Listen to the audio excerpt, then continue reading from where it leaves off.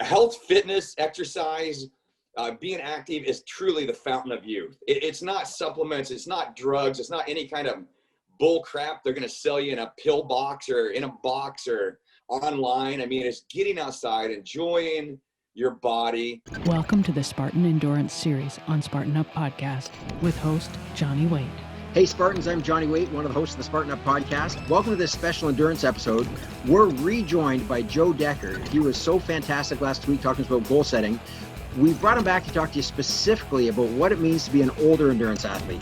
Let's say you're my age, I'm 52, and you still have some big goals, some things you want to go after. Joe just turned 50, he has some big goals still, and he tells us how you approach things a little bit differently as you get older, but still get it done. This episode of Spartan Up is brought to you by Inside Tracker, the ultra-personalized nutrition and wellness platform that analyzes data from your blood. Go to InsideTracker.com and save 33% with the code SpartanUp. We're back with Joe Decker. Joe was the 2000 Guinness Fittest Man in the world, still pretty darn close 20 years later. And that's what I want to talk to you about today. We talked last time about goal setting and the idea about, that there's always a way to go out and break something down and make it achievable. But I want to talk to you about something very close to my heart. I'm 52 and I still have some big goals, some things I want to get after, but I know that I'm not 20 anymore. I'm not 30 anymore, and I have to approach it differently. So in your experience, you've got to be that younger athlete. Now you're that older athlete, and you have a lot of people coming to you, to your gym, to your events. And those who are getting into endurance sports at an older age, how do you approach that differently? Like, what do you say to the 50-year-old who says, hey, I think there's still some gas in this tank. What can I do with it? Yeah, I tell them, I mean, of course, I'm 50, just turned 50 myself, Johnny, so I'm right in that same time crew right there. I say I completely believe that we can still do it. If you have been working out beforehand, I mean, obviously you're going to be at a better advantage, or you can start at a different level. But if they're just getting started, I sit down and tell them realistically. I mean, because even though we're 50, you and I still look at life like we're 21. So we're like, even though the body may be 50, the engine's still like, oh man, I'm still 21. Let's go out there, let's crush this. And I say, I tell them realistically, I say, listen, guys, it is different. But I don't want you to, to get demoralized. You're going to have to look at it differently. You're going to have to do things you didn't like to do when you were younger. So, when I was 30, for instance, Johnny, going after the Guinness World Record, dude, for as far as like rest and flexibility, stretching and stuff like that, I'm not even a part of the equation, man. I mean, I didn't rest. I didn't do any kind of yoga or flexibility or anything like that. And you could just beat the living crap out of yourself. I noticed when I got to 40, and that's when I won the death race at 40, at 40 and 41. And I noticed then things were changing a little bit, that I had to work a little bit smarter than harder. And now at 50, that's definitely a big thing. Cause I'm sure you probably dealt with it too. The thing I'm finding right now is injuries is one of the biggest darn issues we deal with, because again, man, you're bulletproof at 21, you're bulletproof at 30, but at 50, the old armor's got a few chinks in it. So that's one of the big things. I just say, hey, listen to me. We're going to really have to do this a little bit more, thoroughly and think through it and realistically. And also you really got to listen to me, because that's one of the big things. Just pay attention, and patience, patience is a big thing too. And that's a great point. The idea that, when you're 20, you can just go out and do anything. If you get hurt, you recover like that and you keep going anyway. And I look around at friends who are 50, who are starting to feel 50, starting to feel 60. And I think a big part of that is that they'll get that injury, and rather than change how they approach it, they either go back and do it again, get injured again, say, clearly it's not for me, or they just stop totally because they got injured. And, I'm up here in Canada, so the very typical examples, guys played hockey his whole life, and then he gets a real bad injury and stops playing hockey, but it doesn't replace it with something else. And so that's where you see that real steep curve happen real fast. And especially if you've had some repetitive use or overuse injury, you're a runner and your hips are going. I think a huge thing is then find something else to do. Because you can still row, you can still lift, you can still do a lot of things. So for that older athlete, that pivot I think is really key too. Just find something you can keep doing. I totally agree. Johnny, I've been doing ultra running and serious distances for a long time. But fortunately, I think with my powerlifting background, I really haven't, knock on wood, had a whole lot of issues as far as knees and stuff like that. Now it's more muscular and tendonitis and all that stuff. But, you know, mountain biking has always been a part of my life too. And so is paddling and stuff like that. So I'm seeing more of, now I'm transitioning, like my next big events are going to be in mountain biking, because I don't have that overuse type stuff. I know you guys just took over La Ruta, which I was supposed to do this year, actually, for my 50th, but got canceled.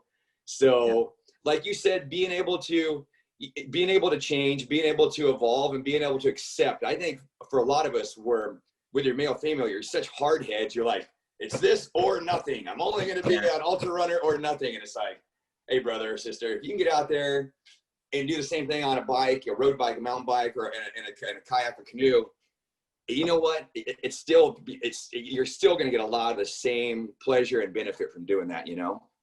Well, and I think that's especially important for the sort of that 50 plus crowd, is the idea that endurance, two things about it. One, we can actually still compete at an endurance level far better than we could at a sprinting level. I'm not going to beat anyone on 100 meters anymore, but I can still hold my own 100 miles, right?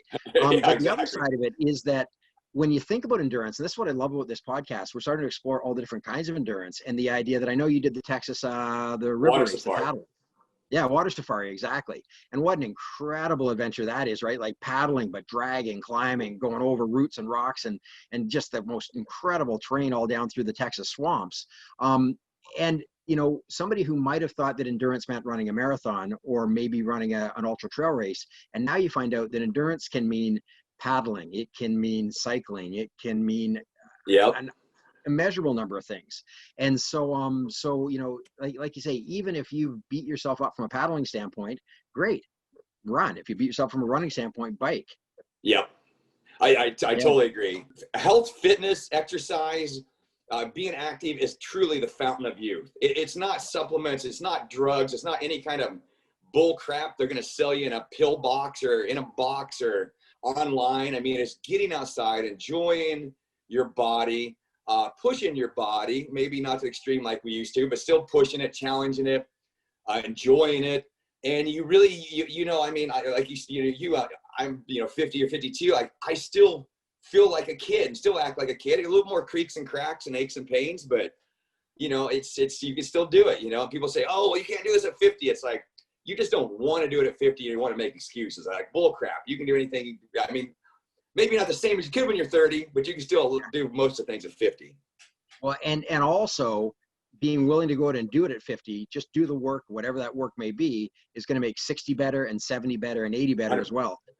Exactly. I mean, exactly. And I mean, you know, today it's so sad because I get a lot of people that come to me, not a lot. I don't get as many, but I get a few that come to me and say, hey, you know, listen, I'm 30, 40, but I got type 2 diabetes. I got high blood pressure, blah, blah, blah. You know, what can I do? And I'm like, I mean, I can help you, brother, but we got to, you got to do a serious overhaul of your life. And I see so many people today that, are having, diseases which are usually were reserved for older people. And it's just because they're not taking care of it, spending too much time on the computer and not investing enough time in themselves by getting outdoors, getting active, getting some fresh air, enjoying Mother Nature.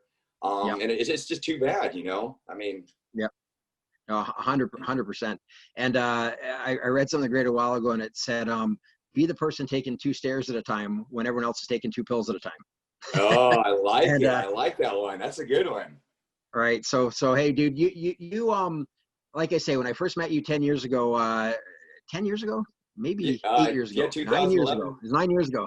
Yeah, down in Vermont.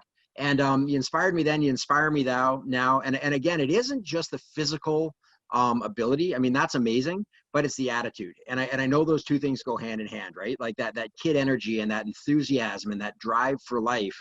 And the fact that you're transferring that to other people and helping other people to pull more to their life, I think is pretty awesome.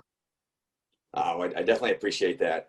It's just being active and being healthy and just being outside and enjoying life. I mean, there's, people ask me what the secret is. It's like, we got one life to live and I want to make the darn best of this thing. And I guess for me, it's different because having been to a point where I almost lost my life, it gave me a different perspective to now from that point forward, I've had blinders on and only see the beauty in life. I mean, granted, the world can be turmoil and chaos around you, but you have the ability to control whether you're in turmoil or chaos, you know? Yeah. So it's really absolutely. Well, yeah. one of my resolutions, I'm going to stay in closer touch with people like you, because this is keeping me young for sure, man. I appreciate it a lot. No, I agree, Johnny. Same here, buddy. It's good to talk to you. And it's funny. I was just talking to a good friend of ours, Colin Gilbertson. We're in Pagosa Springs. Yeah. Yeah. He's the guy who knows how to stay young for sure. So that's great. We'll have to have him on sometime. Colin is awesome. He is just he's just a big kid, man. He's like a big kid, like so many of us, you know, and loves life and always got a smile on his face. And you never see the guy down and out, no matter what. Very cool. Well, again, brother, thanks so much for being on. This episode of Spartan Up is brought to you by Inside Tracker, the ultra-personalized nutrition and wellness platform that analyzes data from your blood. Go to InsideTracker.com and save 33% with the code SpartanUp.